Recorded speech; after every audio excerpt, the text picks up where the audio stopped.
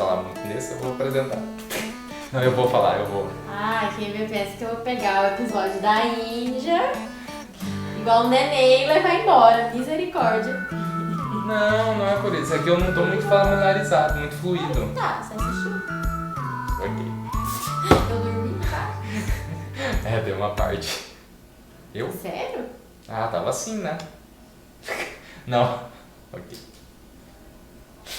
Não dá pra confiar em ninguém hoje em dia mesmo, né? Nem pra ver série. Tá gravando. Diz que as pessoas arrumam boneca. Né? Pra ver série, as bonecas não dormem. Ó o bonecão aqui, ó. Misericórdia. Desaprovação total pra quem dorme assistindo série com os outros. Então, galera, no segundo episódio a gente vai falar sobre Delhi, a capital da Índia. Capital? Oi, gente, aqui é o Paulo. E aqui é a Stephanie. E a gente vai falar nesse vídeo sobre o segundo episódio da série Amor e Sexo pelo Mundo. E com o foco agora é em Delhi, na Índia. Então, gente, lá na Índia, entre várias pérolas que tem esse episódio, porque ele é um dos meus preferidos de longe, porque eu já assisti essa série, talvez 2 vezes, agora a terceira, é que na Índia ainda existe os casamentos arranjados, né? Apesar de já ter um acordo com a ONU, que as pessoas não são mais obrigadas a casar com, né, em pares arranjados. Falou da ONU? É da ONU! Foi feito um acordo entrando nos direitos humanos, se eu não me engano. Não é nos direitos humanos. Eles falam lá, tipo, tem um acordo com a ONU que diz que protege as pessoas, né, de não serem mais obrigadas a casarem com quem elas não querem.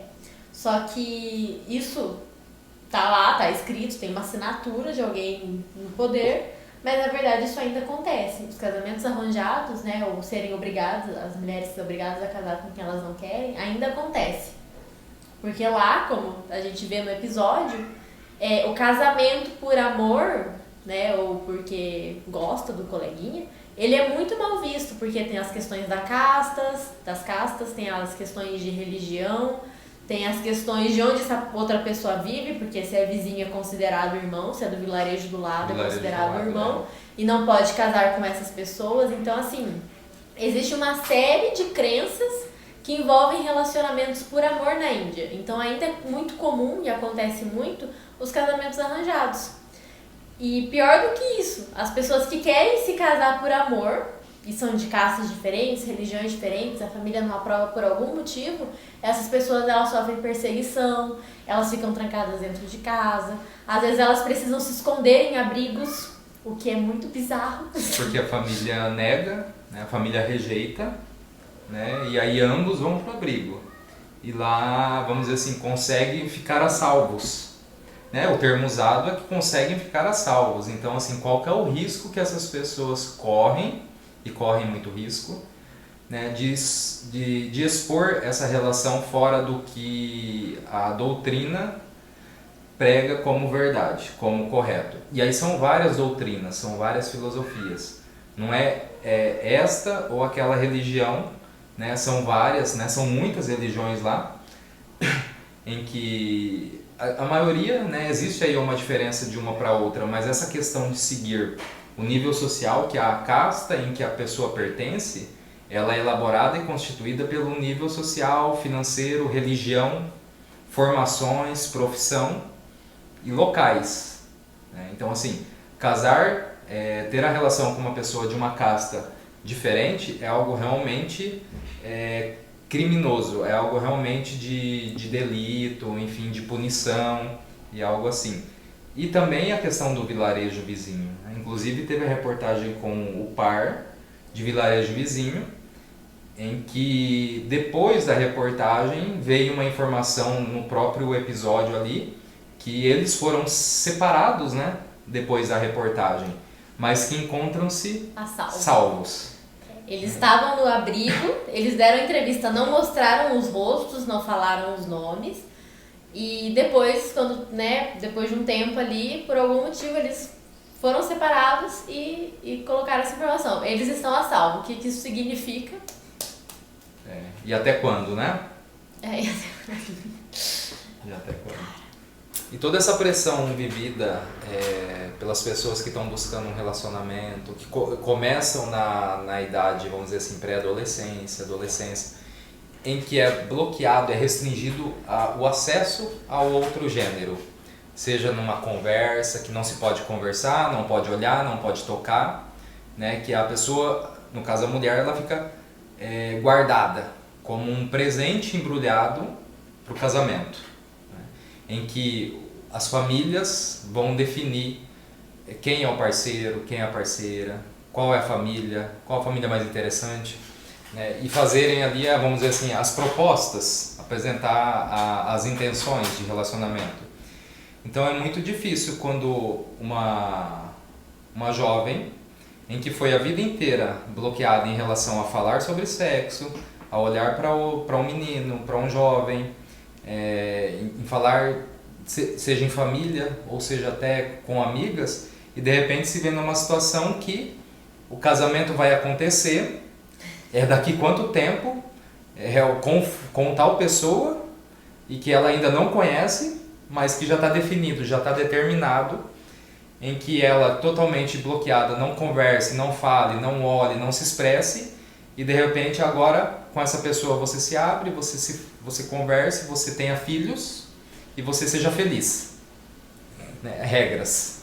Você não pode, as crianças, né, tipo, menino e meninos não podem conversar entre si. Meninas não podem falar com meninos não podem falar com meninas. As meninas e os meninos crescem sem saber como interagir com o coleguinha do outro sexo, né, do sexo oposto. E aí é muito comum a mulher ter que ser virgem, né, para casar, ainda como se fosse uma regra, e os homens não necessariamente precisam ser virgens. E é interessante que isso é tão enraizado que até as mulheres falam, ele faz o que ele quiser, eu me sinto bem assim. Só que na verdade isso também é uma crença, não tô dizendo que é certo ou errado, mas assim, isso também é uma crença de tipo, eu sei do meu papel, eu sei do meu lugar e eu sei que eu não posso fazer sexo antes do casamento. Ele faz o que ele quiser, mas eu não posso. Porque eu aprendi assim, minha família me disse que era assim, então pra mim isso é assim, tá certo. Né? Não tem nenhum pensamento em cima disso, do porquê ela sente que isso é certo ou errado. Inclusive, o mesmo dono dos abrigos que recebem esses casais, né, que querem se casar por amor, que é muito interessante ter um abrigo para pessoas que querem se casar por amor, ok. Ele expressa, né, que muitas vezes quando esses casais estão na rua e trocam qualquer sinal de afeto, seja pegar na mão, seja passar o braço por cima do ombro, essas pessoas, se elas não são casadas, né, e é um casal solteiro, elas podem inclusive sofrer violência de civis e de policiais que acham aquilo errado e que vão sim bater neles, vão causar um dano, podem ir até presos, porque tem uma demonstração de afeto corporal, tem uma demonstração mínima de afeto, né? Então assim... É um senso de punir o outro por conta de uma infração. Infração. É a sensação de punir com as próprias mãos, do jeito que achar viável naquele momento, naquela situação, se achar no direito de punir por conta de uma desobediência a uma regra estipulada por não sei quem. Então... É algo tão enraizado que assim, chega no ponto da violência, né, do dano ou até de causar morte da pessoa por uma crença, uma regra que, tipo... Não faz sentido. Não faz sentido. Pra eles fazem, mas assim, se você perguntar a fundo, talvez não faça tanto sentido assim. E o sentido que eles vão encontrar, talvez, de uma forma objetiva e reta, é uma crença em algo que ele ou ela acredita e que com certeza esse algo que acredita está vinculado a um ser superior, uma figura, uma autoridade, um animal, enfim, e que a desobediência a essa regra que vem desse ser é passível de punição. Então, o quê? Intervir e bloquear esse tipo de situação para que a população, para que o ser humano não seja castigado, não seja penalizado de uma forma geral, toda a civilização, todo o grupo, é uma forma de quê? De punir naquele momento, de intervir para que aquilo não se expanda, aquela atitude, aquele comportamento, ele não contamine os outros do grupo, do país, da região, da religião. Então é uma forma de romper ali com essa disseminação dessa atitude considerada impura ou imprópria. Claramente não dá certo, não é mesmo? Tudo que a gente luta contra se torna mais forte. Anota aí no caderninho, vai servir pra vida de todo mundo. Porque violência por motivos sem fundamento existem no mundo inteiro. Violências contra pessoas transgêneros, contra homossexuais, contra pessoas que são heterossexuais e estão ali com outra pessoa heterossexual. Se relacionando num lugar onde não pode se relacionar porque quer, e sim porque a família permite ou não. Né? Então, violência, né, existe no mundo inteiro e a gente percebe que ela claramente não funciona. Não funciona. Se funcionasse, o mundo tava com problemas resolvidos, porque o que tem de violência... Chegou. Ai, meu Deus. Ai, meu Deus. Chegou o meu momento.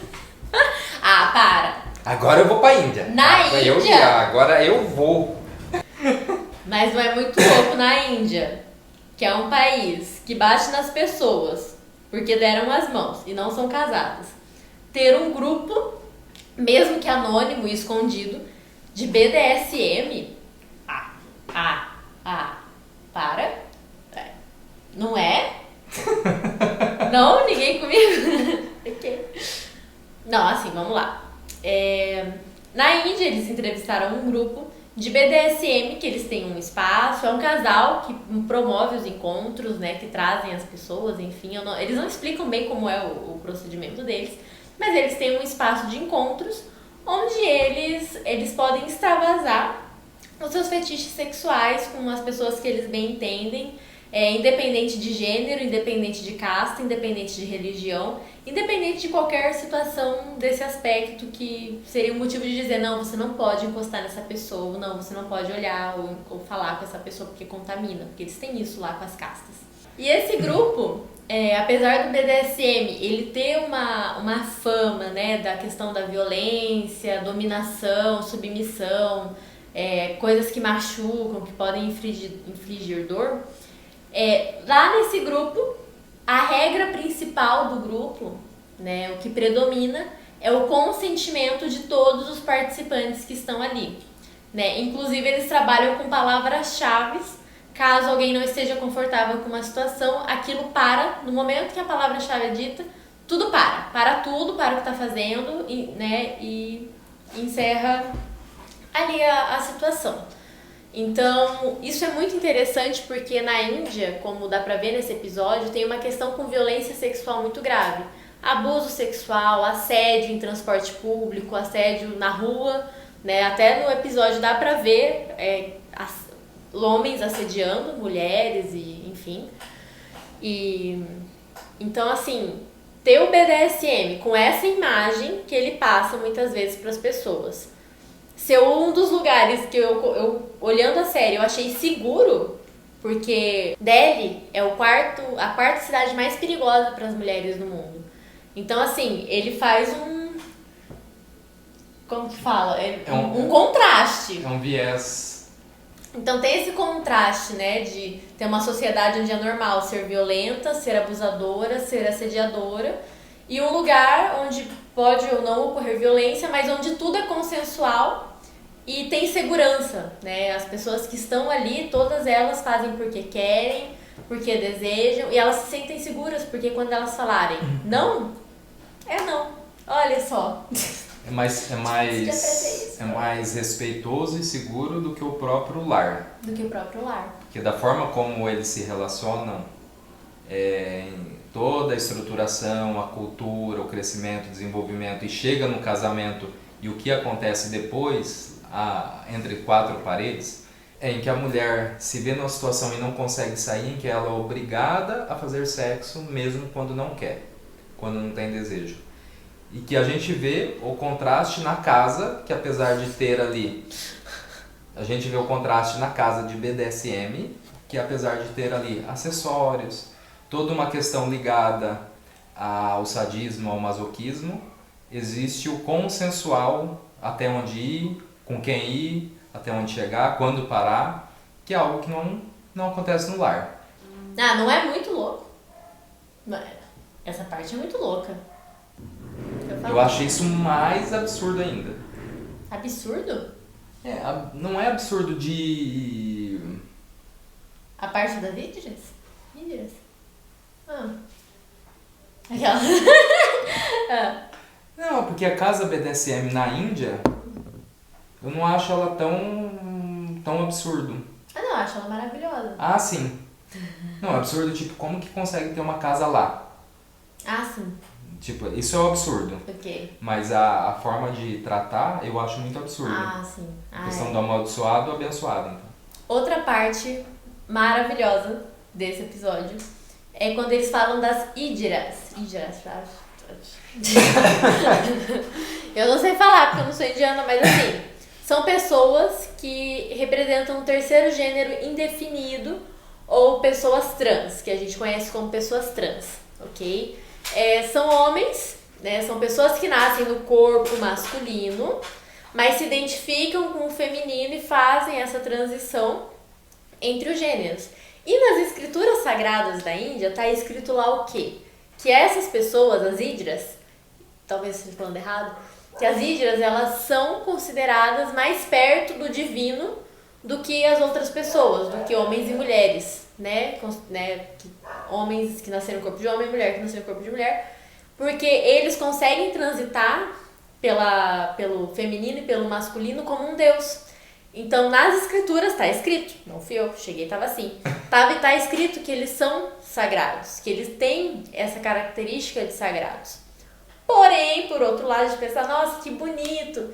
Mas, por outro lado, são pessoas que, assim como aqui no Brasil, sofrem preconceito, sofrem com um desemprego muito grande, porque tem dificuldade de conseguir empregos por causa dessa condição de gênero. São pessoas que muitas vezes têm que recorrer ao trabalho sexual para conseguir se sustentar, se alimentar, ter um lugar para morar, porque elas não conseguem trabalhar em outros empregos, tanto por assédio, que a gente sabe que tem muito assédio em cima dessas pessoas, por algum motivo, né? E por preconceito. E por preconceito. Ao mesmo tempo que as Ídiras são abençoadas, devido às escrituras sagradas, de estar mencionando e de ter o conhecimento do público, das pessoas que lá estão, de ter essa divindade, de transitar no universo masculino, feminino, também são amaldiçoados. São abençoados, são convidados para festas, nascimentos, levar música, alegria.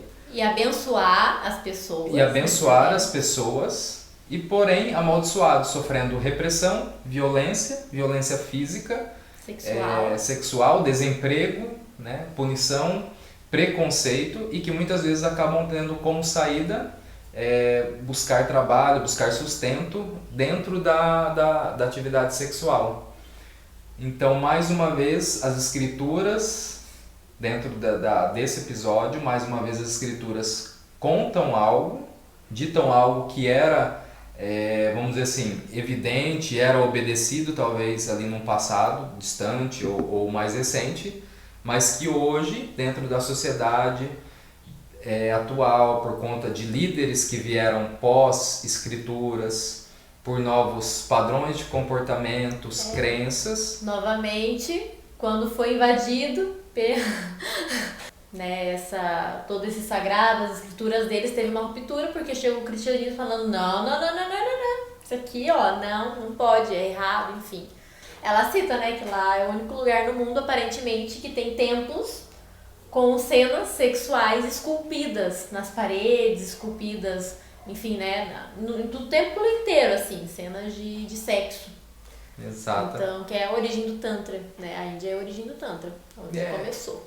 Não, então assim, esse episódio que fala das Ídiras, né, é interessante pra gente olhar até pra forma, porque isso é lá do outro lado do mundo, mas isso acontece aqui no Brasil também, né? Questões de preconceito, a forma como as pessoas olham, como as pessoas acolhem.